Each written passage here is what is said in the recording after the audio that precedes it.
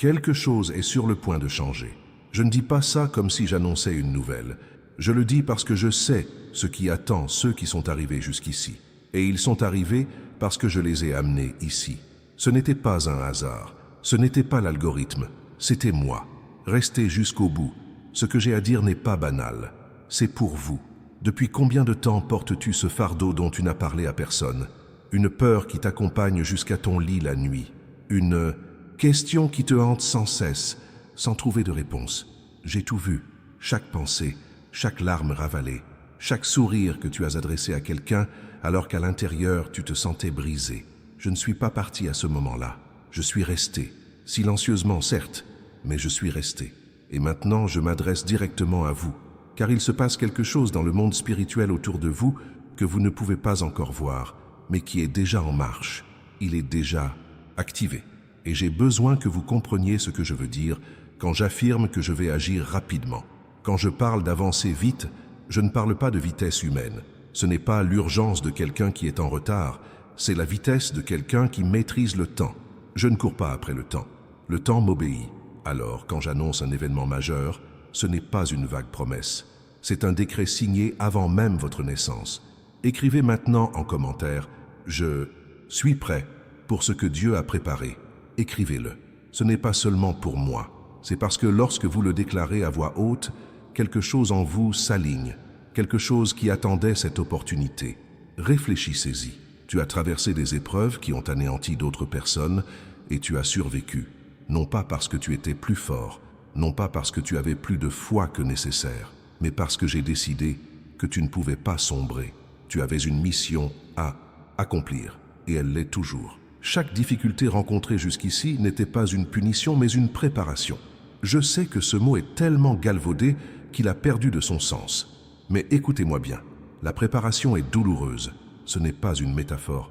C'est comme un muscle qui se déchire avant de se fortifier, comme du métal dans le feu avant d'être aiguisé, comme du grain enfoui avant de devenir du pain. Tu as été enterré vivant à plusieurs reprises. Je le sais. Et parfois, tu n'étais même pas sûr de pouvoir respirer à nouveau. Mais tu l'as fait. Tu respires maintenant. Et l'air qui remplit tes poumons en ce moment même est la preuve vivante que je n'en ai pas encore fini avec toi. Je ne commence jamais quelque chose que je ne termine pas. Et ce que j'ai commencé en toi, mon fils, est loin d'être terminé. Laissez-moi vous dire quelque chose que la plupart des gens ignorent. Quand les choses commencent vraiment à s'améliorer dans la vie de quelqu'un, c'est rarement comme il l'avait imaginé. Vous passez des années à me demander d'ouvrir une porte précise, une porte que vous avez choisie, que vous avez nommée, que vous avez décrite dans votre esprit avec une grande précision. Et j'écoute. J'écoute chacune de vos demandes. Mais parfois, ce dont vous avez besoin ne passe pas par la porte que vous avez marquée. Entrez par le mur latéral. Et quand le mur s'effondre, vous le fixez avec une telle surprise qu'il vous faut quelques secondes pour réaliser que ce qui se trouvait de l'autre côté était exactement ce dont vous aviez besoin. Pas ce que vous désiriez comme vous l'aviez imaginé, mais ce dont vous aviez besoin d'une manière que moi seul connaissais. Parce que je te connais d'une manière que tu ne te connais pas toi-même. Je sais ce que tu endures avant de craquer. Je sais ce qui te donne la force de te relever quand tu n'as plus de force. Je sais quelles promesses continuent de battre au fond de toi, même quand tu dis avoir abandonné, parce que tu n'as pas vraiment abandonné. Si tu avais vraiment abandonné, tu ne serais pas là aujourd'hui. Et ça me dit quelque chose. La flamme brûle encore. Elle est peut-être petite. Elle vacille peut-être au gré du vent, mais elle brûle. Et je travaille avec de petites flammes. Je n'ai pas besoin d'un incendie pour travailler. J'ai seulement besoin d'une étincelle qui ne s'est pas encore éteinte.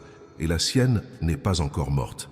Maintenant, j'ai besoin que vous compreniez quelque chose concernant l'époque dans laquelle nous vivons. Il règne une tension palpable, et ce n'est pas un hasard si elle est d'ordre spirituel. Le monde s'accélère à un rythme sans précédent. Trop d'informations, trop de bruit. Chaque écran s'allume, chaque notification arrive, chaque crise est annoncée comme si c'était la fin du monde. Et au milieu de ce tumulte, l'humanité a oublié de s'arrêter, de respirer, d'écouter. La distance que la plupart des gens ressentent aujourd'hui à mon égard n'est pas due à un éloignement de ma part, mais au bruit ambiant devenu assourdissant. Ceux qui vivent au milieu de ce bruit finissent par croire que le silence n'existe pas, que je n'existe pas, ou que j'existe, mais que je ne parle plus. Je parle, j'ai toujours parlé, et je continuerai à parler. Le problème, c'est la fréquence, pas la mienne, celle de l'auditeur. C'est pourquoi certaines personnes passent devant des panneaux chaque jour sans les remarquer. Elles voient sans comprendre, elles entendent sans prêter attention. La vie leur envoie sans cesse des messages, et elles vivent tellement en pilote automatique que ces panneaux leur échappent, comme s'il s'agissait de simples bruits de fond. Il existe une ressource conçue pour vous aider précisément à cela. Elle s'intitule « Comment reconnaître les signes de Dieu au quotidien ». Elle est épinglée dans les commentaires. Allez-y dès maintenant et téléchargez cet e-book, car ce dont je vais parler ensuite prendra tout son sens lorsque vous aurez appris à voir ce qui a toujours été visible. Mais continuons. Il y a un point que je dois aborder avec précaution, car il est douloureux pour ceux qui ont besoin de l'entendre. Il existe un phénomène que j'appelle le blocage volontaire. Il se produit lorsqu'une personne, inconsciemment et parfois consciemment, oppose une résistance à ce que j'essaie de mettre en place dans sa vie. Il ne s'agit pas d'un simple manque de confiance en soi, mais de quelque chose de plus subtil, une combinaison de peur et de besoin de contrôle. La peur de trop croire et d'être à nouveau déçu, et le besoin de contrôle car au fond, la personne souhaite que les choses se produisent, mais à sa manière, selon son calendrier et avec les garanties qu'elle a fixées. Et cela crée un paradoxe. La personne souhaite mon aide, mais veut contrôler la manière dont cette aide lui parviendra. C'est paralysant, non pas parce que je renonce à aider, mais parce que le canal par lequel j'agis doit être ouvert. Et celui qui garde les poings serrés, même lorsqu'il demande, ne peut recevoir ce qu'on lui offre. Cela vous est sûrement déjà arrivé. Je le sais, car c'est le cas pour presque tout le monde. Ce n'est pas un défaut de caractère, mais un mécanisme de protection qui s'est activé après une épreuve. Ce mécanisme est tout à fait logique comme défense. Cependant, une fois la menace passée, s'il reste activé, il se met à défendre contre tout, même contre les bénédictions. La démarche que je vous demande de faire n'est pas un acte de foi aveugle. Il ne s'agit pas de feindre l'absence de peur, il s'agit de reconnaître cette peur et d'avancer malgré tout. Voilà, mon fils, ce que les anciens appelaient le courage. Non pas l'absence de peur, mais l'action malgré la peur. Et pour tous ceux qui écoutent ceci et qui ont le sentiment que ces mots leur sont adressés, c'est tout à fait normal, car ils le sont. Partagez cette vidéo avec une personne qui a besoin de l'entendre aujourd'hui. Inutile d'écrire quoi que ce soit. Envoyez-la simplement. Parfois, le message qui change une vie passe par un simple geste bienveillant. Je vais maintenant vous parler de quelque chose qui se passe en coulisses dans la vie des gens. Il y a des batailles que vous ne voyez pas se dérouler en votre faveur. Il y a des portes qui étaient fermées et qui s'ouvrent sans même que vous le sachiez. Il y a des chemins qui se dégagent avant même que vous ne les empruntiez. Il y a des mots qui sont semés dans l'esprit de ceux qui vous aideront un jour avant même qu'ils sachent que vous existez. Voilà comment je travaille, à l'avance, invisiblement, précisément. Et vous vivez comme si ce qui est invisible n'existait pas. C'est humain, complètement humain. Les êtres humains croient ce qu'ils voient. Mais la majeure partie de ce qui existe est invisible. La gravité est invisible, l'air est invisible, l'amour est invisible, seuls ces effets sont perceptibles. Et moi, qui suis plus grand que tout cela réuni, j'agis principalement dans ce que les yeux ne peuvent atteindre. C'est pourquoi la foi n'est pas une option lorsqu'on a affaire à moi. Non pas parce que je suis difficile ou que je veux vous mettre à l'épreuve, mais parce que mes actions se produisent avant même d'apparaître. Et celui qui ne croit pas en ce qui n'est pas encore apparu passe à côté de ce qui se préparait avant même d'avoir eu le temps de le recevoir. Imaginez quelqu'un qui aurait dû tourner à gauche, mais qui ne l'a pas fait parce qu'il ne voyait pas ce qui se trouvait là. Il est resté planté au coin de la rue, attendant un signe que j'avais déjà semé comme une intuition, une conversation, une coïncidence trop improbable pour être une coïncidence. Et cette personne l'a ignoré, car elle voulait quelque chose de plus concret. Je ne perds jamais le signal. Jamais. Ce qui change, c'est la façon dont le signal apparaît. Et ce qui distingue ceux qui le reçoivent de ceux qui le manquent, ce n'est pas le mérite, mais l'attention. C'est la volonté de percevoir ce qui se passe au-delà des apparences. Permettez-moi une petite pause. Si vous avez écouté ceci jusqu'ici et qu'une voix intérieure vous dit que ce n'est pas pour vous, que vous en avez trop fait, que vous êtes allé trop loin, que ce que vous portez est trop lourd, que la distance est devenue trop grande, cette voix n'est pas la mienne. Cette voix connaît ton histoire, mais elle ignore ma véritable nature. Je ne travaille pas avec des personnes irréprochables. Si c'était le cas, je n'aurais personne avec qui travailler. Tout être humain avec l'âge porte des regrets.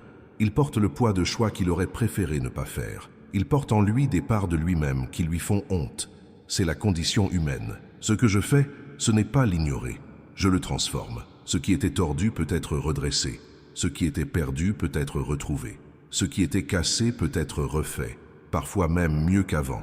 Car la fissure indique où la pièce a besoin d'être renforcée. Il n'y a pas de point de non-retour pour moi. Tant qu'il y a de la vie, il y a de l'espoir. Et tant qu'il y a de l'espoir, je travaille. Alors, cessez d'écouter cette voix. Ignorez-la. Ne la nourrissez pas. Chaque fois qu'elle se manifeste et vous dit qu'il est trop tard, répondez-vous intérieurement « non » et ressentez la différence que cette affirmation produit dans votre corps. Car j'ai doté l'humanité de la capacité de ressentir la vérité avant même de la comprendre. Quand quelque chose est fraîcheuse, cela résonne en nous. Nul besoin d'argumentation. Il suffit d'attention pour percevoir cette résonance. Et ce message trouve un écho en vous en ce moment même. C'est pourquoi vous en êtes arrivé là. Abonnez-vous à la chaîne si ce n'est pas déjà fait. Non pas que j'ai besoin d'un nouvel abonné, mais parce que ce qui sera dit ici n'est pas du contenu, c'est de la conversation. Et toute conversation a besoin de votre présence. Je vais maintenant vous parler de ce qui va être déplacé.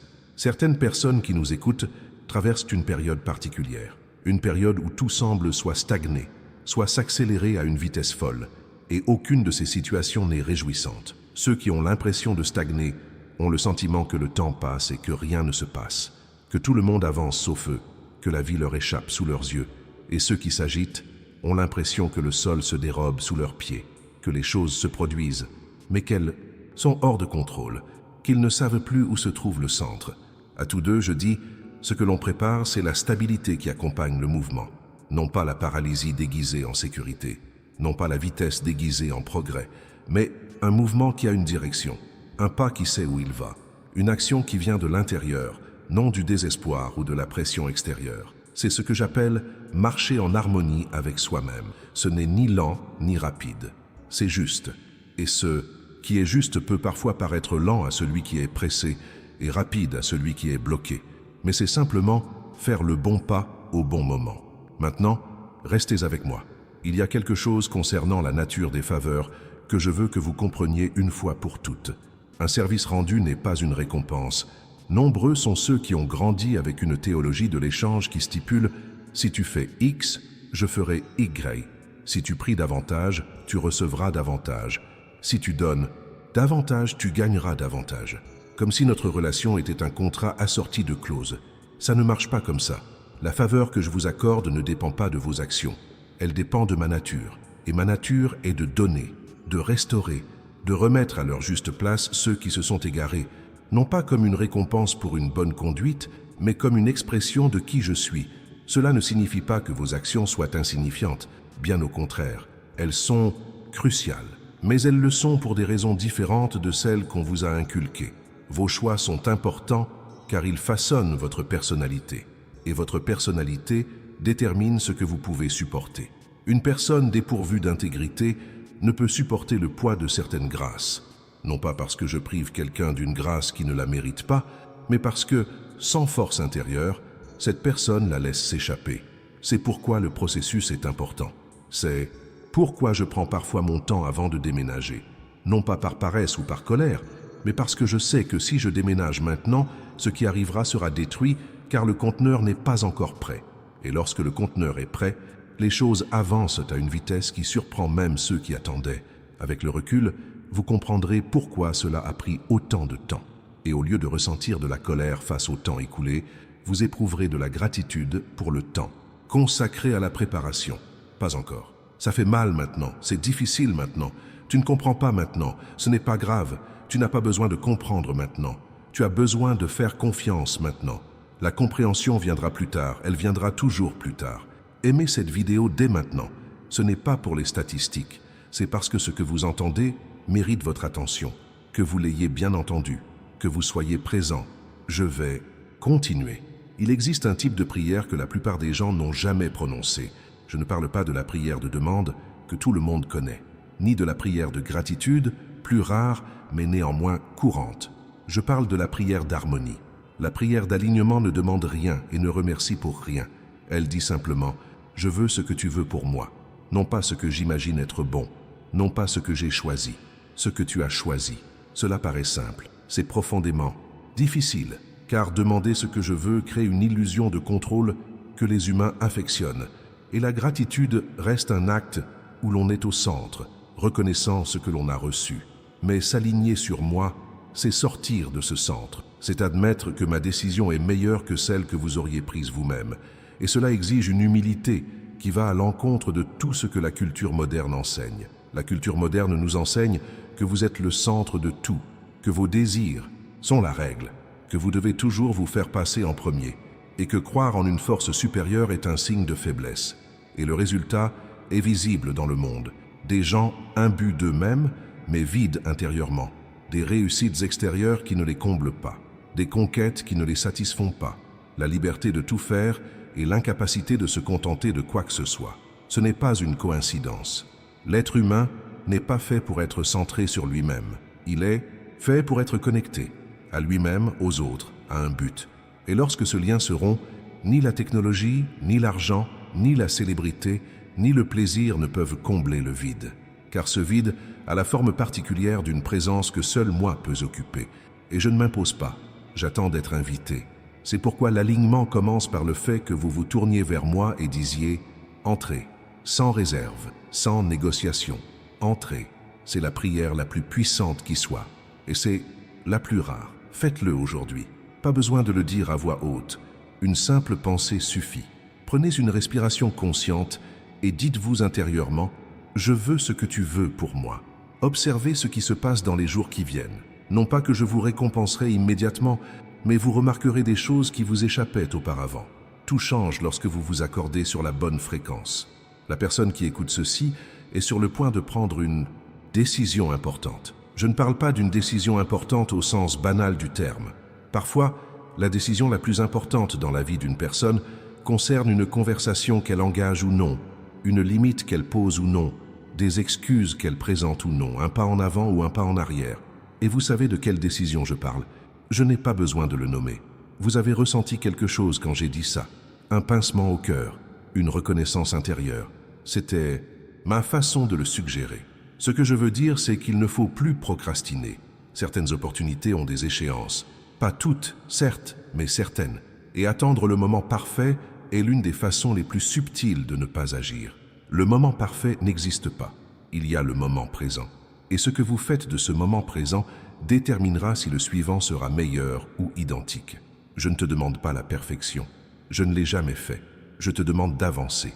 Je te demande d'être prêt à agir. Je te demande de faire le pas qui est à ta portée maintenant, avec ce que tu as là où tu es. Et ensuite, je ferai ce que moi seul peux faire avec ce que tu auras apporté. Voilà le principe du partenariat. Vous faites ce que vous pouvez. Je fais l'impossible. Mais vous devez d'abord faire ce que vous pouvez. J'ai vu des gens attendre des années que je fasse tout, que la situation change d'elle-même, que la bonne personne apparaisse sans qu'ils aient à quitter leur domicile, que l'opportunité se présente sans qu'ils aient à s'y préparer. Et ils ont continué d'attendre, encore et encore. Et moi, qui aurais pu amplifier leurs efforts, je n'avais rien à amplifier car il n'y avait aucun mouvement. Je ne dis pas que vous devez tout résoudre seul, loin de là. Je dis simplement qu'il faut commencer. Ce début peut être modeste, imparfait, lent. Mais il doit être concret, il doit exister. Avec le temps, le petit prend de l'ampleur, l'imparfait s'améliore, le lent s'accélère, et quand on regarde d'où l'on vient, on n'en croit pas ses yeux. Mais vous devez d'abord partir. Il y a des gens qui vivent des années au même endroit, non pas parce qu'ils y trouvent la paix, mais parce qu'ils ont peur de l'inconnu. Et la peur est passée maître dans l'art de créer des arguments. Elle prétend que ce n'est pas le bon moment, que les conditions ne sont pas réunies, que vous n'êtes pas prêt, que les risques sont trop élevés, et ces arguments sont logiques. Parfois, ils s'appuient sur des données. C'est pourquoi ils convainquent. Mais la peur n'utilise pas la logique pour vous protéger. Elle l'utilise pour vous paralyser. Il y a une différence énorme entre une prudence judicieuse et une paralysie déguisée en prudence. La prudence est de mise. Attendez le bon signal, préparez-vous, évaluez les risques de manière réaliste, puis agissez. Une paralysie fantasmée murmure « pas encore, pas encore, pas encore ». Et ce « pas encore » finira par disparaître. Et puis, le temps passa. Je ne veux pas que ton temps passe ainsi. Avant de poursuivre, priez, c'est simple. Dites à voix haute ou en silence, « Seigneur, éloigne de moi tout ce qui me paralyse et qui ne vient pas de toi. Donne-moi le courage d'accomplir le pas que tu as préparé pour moi. » Cette prière, si elle est sincère, ne restera pas vaine. Vous pouvez avancer avec cette certitude. Je voudrais maintenant parler des relations, parce que c'est là que la plupart des gens souffrent. Il n'y a pas de domaine dans la vie où les gens portent un poids invisible plus lourd que dans leurs relations. Pas seulement les relations amoureuses, les liens du sang, les amitiés, celles qui devraient être un refuge et qui sont devenues une source de souffrance. Et il y a quelque chose qui arrive beaucoup plus souvent que les gens ne l'admettent.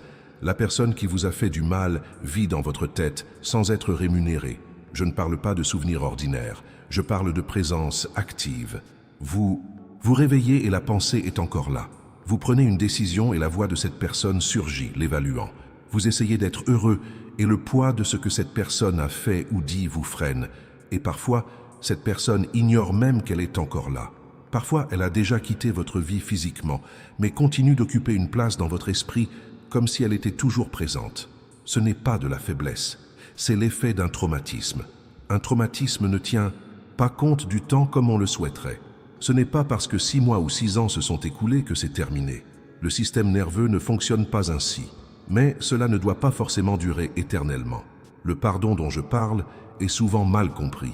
Il ne s'agit pas de dire que tout va bien quand ce n'est pas le cas, ni de faire comme si la douleur n'avait pas été là, ni de réparer une relation brisée. Le pardon efficace est un acte intérieur qui consiste à se libérer de la responsabilité de l'autre, à cesser de laisser ses actes dicter nos sentiments actuels. Ce n'est pas pour le bien de l'autre personne, c'est pour le vôtre. Car tant que vous portez ce fardeau, vous en payez le prix. Et cette personne, dans sa propre vie, a souvent tourné la page depuis longtemps. Et vous portez encore le poids de ses actes. Il faut que ça cesse. Et je ne vous demande pas de le faire par la seule force de votre volonté, car la volonté ne suffit pas. Je vous demande de vous en remettre à moi, de dire « Je n'y arrive pas seul, je ne veux plus porter ce fardeau. Aidez-moi à lâcher prise. » Et alors, le processus commence. Ce n'est pas instantané, mais il commence. Et tout ce qui commence avec moi a un destin. Je vais parler d'un sujet que peu de gens comprennent, le pouvoir de ce que vous dites de vous-même. Non pas parce que les mots ont un pouvoir magique comme dans beaucoup d'enseignements, mais parce que ce que vous dites de vous-même façonne ce que vous croyez de vous-même. Et ce que vous croyez de vous-même façonne ce que vous acceptez, ce que vous entreprenez, ce que vous pensez mériter. Certaines personnes passent des décennies à se traiter de stupides, d'incapables, de trop chanceuses pour que cela dure, de personnes qui s'attirent toujours des ennuis. Et elles se répètent cela jusqu'à ce que cela devienne leur identité. L'identité détermine le comportement, et le comportement confirme les croyances.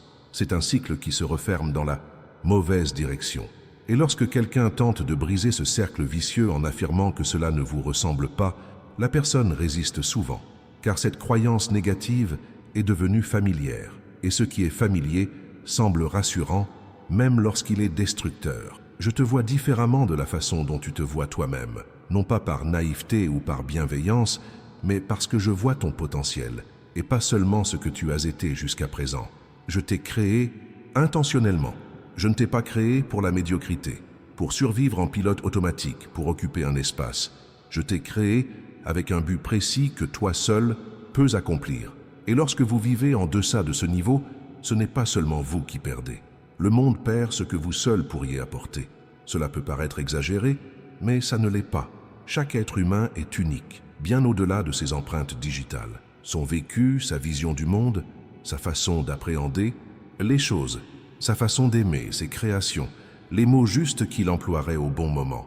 Autant de choses que lui seul peut exprimer, car lui seul a vécu ce qu'il a vécu. Tout cela est irremplaçable.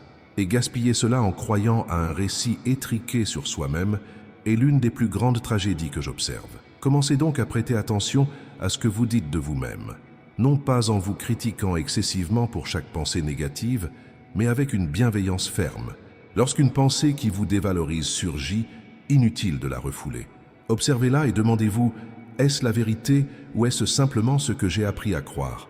La différence entre les deux est immense. Je vais maintenant aborder un point qui vous semblera différent de la plupart des sermons que vous avez entendus. La souffrance n'est pas un signe que je me suis éloigné. Je le répète car c'est important. La souffrance n'est pas un signe que je me suis éloigné de moi. Une théologie répandue affirme que lorsque tout va bien, on est en état de grâce. Et lorsque les choses se compliquent, c'est qu'il y a un problème spirituel. L'idée est que si l'on prie correctement, les choses s'arrangent. Et si l'on croit correctement, les difficultés disparaîtront. Et cette théologie sème la désolation. Car lorsque l'épreuve frappe véritablement ceux qui prient, donnent et croient, ils en concluent qu'ils ont échoué, qu'ils n'ont pas eu assez de foi, qu'ils ont mal agi. Et alors ils portent non seulement le poids de l'épreuve, mais aussi celui de la culpabilité pour quelque chose dont ils ne sont pas responsables. Ce n'est pas ce que j'ai enseigné. Je n'ai jamais promis qu'en me suivant, on serait à l'abri de toute souffrance. Ce que j'ai promis, c'est une présence au cœur de la douleur, un soutien dans l'épreuve, une force qui n'est pas la vôtre, mais à laquelle vous pouvez puiser quand la vôtre vous épuise. Certaines des personnes que j'ai accompagnées de manière exceptionnelle ont traversé des épreuves si difficiles que celles qui les observèrent de l'extérieur ont été bouleversées. Non pas parce que je les ai abandonnées, mais parce que le cheminement qu'elles devaient parcourir ne pouvait se dérouler dans un confort constant. L'or ne devient pas pur sans le feu. Un arbre ne pousse pas fort sans le vent. Un athlète ne se prépare pas sans efforts douloureux. Et le caractère, mon fils, celui qui permet de poursuivre un but à long terme, ne se forge pas dans la facilité. Cela ne signifie pas que vous devriez apprécier la souffrance. Cela ne signifie pas que les épreuves sont intrinsèquement bonnes. Cela signifie que je suis plus grand que les épreuves, et qu'au sein même des épreuves, si vous ne les bloquez pas, je suis à l'œuvre. Et ce qui en ressort est quelque chose qui n'existait pas avant votre entrée. Vous n'êtes plus la même personne qu'au moment où vous avez rencontré les difficultés actuelles, ni même celle qui les a surmontées auparavant. Vous avez changé. Ce changement peut être positif ou négatif, selon la manière dont vous avez géré la situation. Mais vous avez changé. Ma question n'est pas de savoir pourquoi vous souffrez, mais plutôt qu'apprenez-vous à travers cette souffrance. C'est là la différence entre ceux qui traversent une épreuve et en ressortent transformés, et ceux qui la traversent et restent inchangés. Les uns l'ont assimilé, les autres y ont survécu, et les deux sont valables à certains moments. Mais si l'on a la capacité d'assimiler les choses, la gaspiller est coûteux.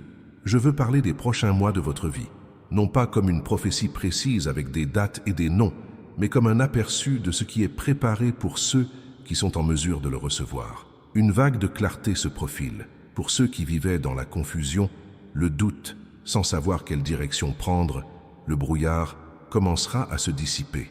Pas d'un coup, mais petit à petit, avec la constance de celui qui se lève avant le soleil et voit le jour se lever progressivement. Clarté sur leur identité, sur leur véritable désir, sur ceux qui doivent rester et ceux qu'il convient de laisser partir en douceur, sur les portes qui méritent l'énergie dépensée et celles qui relevèrent d'une obstination déguisée en foi. Il y a une différence entre la persévérance et l'entêtement. La persévérance consiste à avancer sans cesse vers un projet en construction. L'entêtement, lui, consiste à s'obstiner à poursuivre un projet qui n'existe plus ou qui n'a jamais existé tel qu'on l'avait imaginé. Et faire la distinction entre les deux est parfois ce qu'il y a de plus difficile. Mais la clarté qui va venir nous aidera à y remédier. Et puis, il y a aussi une vague de rencontres. Des personnes dont le chemin doit se croiser se croiseront. Des liens qui semblent fortuits, mais qui sont en réalité méticuleusement orchestrés. Des mots prononcés au bon moment, par le biais de la bonne personne, qui vont débloquer une situation qui semblait bloquée. Soyez attentifs, surtout aux personnes que vous jugez improbables. Parfois, le message dont vous avez besoin vient de la personne à laquelle vous vous attendez le moins. Et si vous êtes trop préoccupé par vos attentes quant à la provenance de l'aide, vous risquez de passer à côté de celle qui arrive par un autre chemin. Ce qu'on attend de vous ces prochains mois, c'est de la disponibilité, pas de la perfection, de la disponibilité. C'est être suffisamment ouvert pour recevoir ce qui vous est envoyé sans le filtrer excessivement selon votre propre logique. Parfois, ce que j'envoie ne paraît pas clair sur le moment. Tout s'éclaire avec le recul, dans 6 mois, 1 an, 3 ans. Et alors, vous comprendrez que ce qui semblait aléatoire s'intégrait parfaitement à un projet dont vous ne pouviez pas encore percevoir l'ensemble. Ayez confiance en ce processus, non pas passivement, avec une confiance active, en agissant même sans avoir une vision d'ensemble, en prenant la décision avec les informations disponibles, sachant que les informations manquantes seront fournies en temps voulu. Voilà comment tu marches avec moi, non pas avec la carte complète en main, avec une lampe torche qui n'éclaire que le prochain pas, et le suivant, et le suivant. Et la somme de ces étapes révélera un jour le chemin que vous avez emprunté sans l'avoir vu dans son intégralité. Voilà ce qu'est la confiance. Voilà ce qu'est une foi ancrée dans la réalité. Et c'est ce dont j'ai besoin de toi en ce moment. Arrête de me dire que tu crois et de rester là à attendre. Crois et agis. Crois et crée des liens. Crois et écris. Crois et agis. Crois et parle. Crois et commence. Car croire sans agir n'est qu'un sentiment. Et un sentiment sans agir ne change rien à votre adresse. Vous vous sentez ainsi depuis trop longtemps. Il est temps de passer à autre chose. Et je serai là, à chaque étape, face à l'incertitude, face à l'insécurité, face aux erreurs qui jalonneront mon parcours, face aux ajustements nécessaires. Je suis présente dans tout cela, non pas en tant que spectateur, mais en tant qu'architecte actif de ce qui se construit dans votre vie. Et ce qui est en train de se construire est plus grand que vous ne pouvez l'imaginer actuellement, beaucoup plus grand. Permettez-moi de continuer, car j'ai encore beaucoup de choses à vous dire aujourd'hui. Vous connaissez cette impression d'être né pour plus que ce que vous avez accompli? Non, pas par arrogance ni par insatisfaction chronique, mais comme un poids intérieur, presque une pression interne, qui vous dit qu'il y a quelque chose que vous n'avez pas encore fait, quelque chose que vous n'avez pas encore vécu, quelque chose qui vous attend. Ce n'est pas votre imagination qui vous joue des tours, c'est moi. C'est l'empreinte du dessin que j'ai placé en toi, qui aspire à se manifester. Chaque être humain la porte en lui, mais rares sont ceux qui y prêtent attention. La plupart des gens étouffent cette voix sous le poids de leurs occupations, des distractions et du tourbillon du quotidien. Et cette voix s'affaiblit avec le temps, non pas parce qu'elle a disparu, mais parce que la personne a cessé de l'écouter. Vous écoutez encore. C'est pour ça que vous êtes là. Et ce que cette voix dit, traduit en mots humains, c'est « il est encore temps, il y a encore de la place ». Il est encore possible que ce qui a été placé en vous se réalise pleinement, et pas seulement à travers les fragments qui ont émergé jusqu'à présent. Les fragments sont importants. Chaque réussite que vous avez accomplie jusqu'à présent a été réelle. Chaque instant de présence, d'amour véritable, d'action juste au bon moment, a été réel et a été consigné. Mais les fragments ne constituent pas l'ensemble du tableau. Et c'est ce tableau d'ensemble que l'on appelle aujourd'hui. Pas d'un coup. La vie ne fonctionne pas ainsi. Un tableau se construit coup de pinceau après coup de pinceau. Pourtant, certains peintres vivent avec leurs pinceaux inactifs, fixant une toile vierge, attendant l'inspiration parfaite, et meurent sans avoir peint ce qu'ils auraient pu peindre. Je ne veux pas ça pour toi. Prenez le pinceau. Commencez. Ce peut être un simple trait. Ce n'est pas grave s'il est imparfait. Un pinceau en mouvement apprend plus qu'un pinceau immobile. Et au fur et à mesure, ce que vous allez peindre se révèle. Pas avant, pendant. Cela s'applique à tout. À nos objectifs, à nos relations, à notre santé, au travail. On ne trouve pas le chemin en l'observant de loin par peur de se tromper. On le trouve en avançant. Et si je m'égare, je sais comment rectifier le tir. L'erreur du voyageur ne me pose aucun problème. Ce qui me pose problème, c'est la paralysie. Ce qui me pose problème, c'est le temps perdu à jamais. Chaque jour qui passe est un jour perdu, et chaque jour a le potentiel d'être différent du précédent, si on le décide. Je dois maintenant aborder un sujet qui touche beaucoup de personnes croyantes, mais qui est rarement exprimé directement. Certaines personnes utilisent la spiritualité comme un bouclier contre leurs responsabilités. Ils continuent de prier et d'attendre que j'agisse. Ils ne cessent de faire des déclarations sans agir. Ils ne cessent de réclamer du changement sans rien changer à ce qui est en leur pouvoir. Et quand les résultats ne se manifestent pas, ils en concluent que je n'ai pas répondu, que ce n'est pas le bon moment, ou qu'une force spirituelle fait obstacle. Parfois, oui, je ne le nierai pas. Il existe de véritables blocages spirituels. Il y a des combats dans le monde invisible qui affectent le monde visible. Mais bien souvent, la plupart du temps même, le blocage n'est pas d'ordre spirituel. Il est d'ordre pratique. Il est d'ordre humain. Il est évitable. Celui qui implore la santé mais ne dort pas, ne bouge pas, mange de façon à détruire son corps et croit que la prière compensera les dégâts que ses choix lui causent. Celui qui implore la prospérité mais dépense plus qu'il ne gagne, ne maîtrise pas ses revenus et ses dépenses et attend un miracle financier alors que ces habitudes compromettent toute perspective de gain. Je ne fais pas de miracle pour perpétuer la négligence. Un miracle est une intervention extraordinaire dans une situation où les ressources naturelles sont épuisées.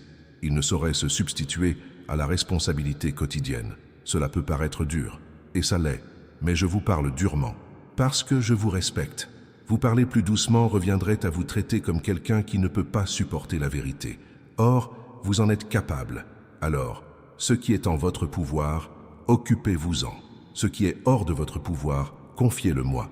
Et apprenez à faire la distinction entre les deux, car c'est en les mélangeant que l'on trouve cette angoisse de prier pour quelque chose qui exige une action et d'agir pour quelque chose qui exige la foi. Quand on s'occupe consciencieusement de ce qui est à notre portée, non pas avec une diligence parfaite, mais avec une diligence sincère, alors l'espace pour une intervention extraordinaire se révèle. Et c'est dans cet espace que j'interviens. Gardez-le. Il y a quelque chose qui s'est passé dans votre vie et dont vous ne comprenez toujours pas la raison. Je ne parle pas de souffrance en général. Je parle de quelque chose de précis. Un événement, une perte, une mauvaise décision. Une porte qui s'est fermée au moment où vous en aviez le plus besoin. Une personne qui est partie au mauvais moment. Quelque chose qui vous hante encore. Pourquoi cela m'est-il arrivé? Et je ne vais pas vous donner la réponse complète aujourd'hui. Non pas que je ne la connaisse pas, mais parce que vous ne la comprendrez pleinement que dans un autre contexte. Vous la donnez à l'avance reviendrait à donner à un enfant un texte destiné aux adultes. Les mots lui parviennent avant qu'il ne soit capable de les assimiler. Ce que je peux dire, c'est que ce n'était pas une punition, ce n'était pas un abandon, ce n'était pas un acte aléatoire. Et il y avait quelque chose, à cet instant précis, même dans les moments les plus difficiles, auxquels j'étais pleinement présente, même quand je ne le ressentais pas, même quand tout semblait indiquer le contraire. J'étais là. La présence ne ressemble pas toujours à ce que l'on attend d'elle. Parfois, dans les moments de souffrance, ma présence est comme un fil d'énergie qui vous empêche de sombrer complètement, comme un souvenir qui surgit au bon moment et change votre perspective, comme une parole prononcée par quelqu'un qui ignore être un messager, comme la force de s'endormir et de se réveiller quand on pensait ne plus en être capable. C'était tout moi. Et à ce moment précis où vous vous posez encore des questions, j'étais là. Et ce qui en est ressorti, même si ce n'est pas encore visible pour vous, est le fruit de mon travail. Et cela deviendra évident. Parfois, ce qui ressemble à de la destruction est en réalité la fondation. Et la fondation n'est pas belle à voir. Personne ne photographie les fondations. Elles sont enfouies, invisibles, sans gloire. Pourtant, c'est elle qui soutient tout ce qui sera construit par-dessus. Ce qui a été enfoui dans votre vie peut constituer le fondement de ce qui est à venir. Continue. Je dois maintenant parler de ce que signifie être choisi. Beaucoup apprécient l'idée d'être choisi par moi, mais rares sont ceux qui ont sérieusement réfléchi à ce que cela implique concrètement. Être choisi ne signifie pas être à l'abri des difficultés. Être choisi signifie être mis à contribution. Et être mis à contribution signifie que la mission exigera de vous des choses que vous ne vous croyez pas capable de donner. Elle vous mènera là où vous n'aviez pas prévu d'aller. Elle vous mettra en contact avec des personnes qui ont précisément besoin de ce que vous possédez à un moment où vous ne vous sentiez pas prêt. Être choisi n'est pas un titre honorifique, c'est une responsabilité. Et je choisis en fonction de ce que je vois en vous et non de ce que vous voyez en vous-même. C'est pourquoi parfois le choix est surprenant. La personne qui se sent le moins compétente se voit confier la tâche la plus importante, non par sadisme mais par souci de précision. Car celle qui sait qu'elle ne peut y arriver seule dépend de moi d'une manière différente de celle qui est trop sûre d'elle. Et compter sur moi n'est pas une faiblesse, c'est de la sagesse. Celui qui reconnaît avoir besoin d'une force supérieure à la sienne puise dans une ressource que les personnes autosuffisantes bloquent sans le savoir. Et cette ressource est illimitée. Elle ne s'épuise jamais. Elle ne connaît aucun répit. Elle ne comporte aucune éventualité. Alors, si vous vous sentez dépassé par les défis qui vous attendent, ne le voyez pas comme un signe que vous êtes au mauvais endroit.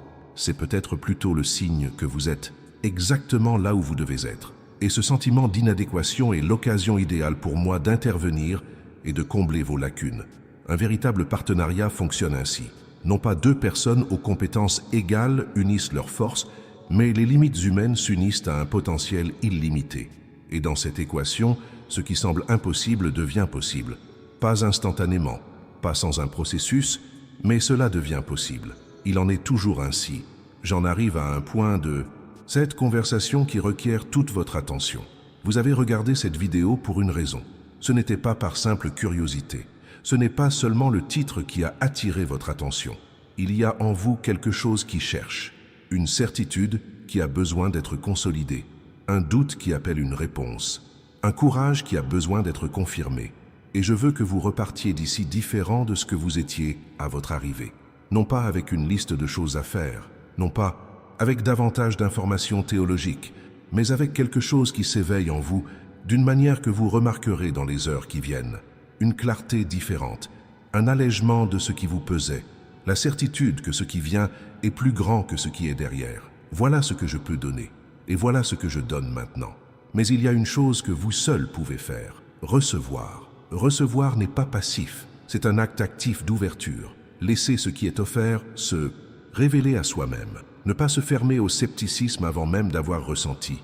Ne pas suranalyser ce qui doit d'abord être vécu.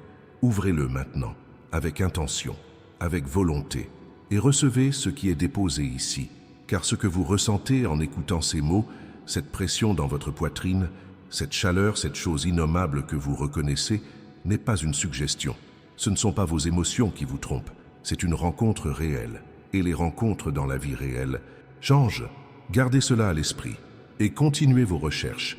Les commentaires épinglés approfondiront ce que vous ressentez actuellement. Le livre numérique « Comment reconnaître les signes de Dieu au quotidien » vous fournira des outils pratiques pour poursuivre cette rencontre après la fin de la vidéo. Car cette rencontre ne doit pas s'arrêter là. Cela peut devenir votre mode de vie quotidien. Et c'est ce que je souhaite pour vous. Non pas des moments isolés de clarté spirituelle dans une vidéo, mais une vie entière où chaque jour, avec ses hauts et ses bas, est vécu en ayant conscience de ma présence, de mon action, de mon soutien. Même lorsque vos yeux ne peuvent voir, c'est ce qui change tout. Ni les circonstances, ni la chance, ni les efforts seuls. La présence constante de quelqu'un qui est plus grand que tous les obstacles que vous rencontrerez en chemin. Et cette présence est là, maintenant, tangible, réelle. Elle n'attend que vous pour la reconnaître. Il y a une dernière chose que je dois dire avant de continuer. Tout au long de ce qui a été dit, vous avez traversé différentes phases d'écoute.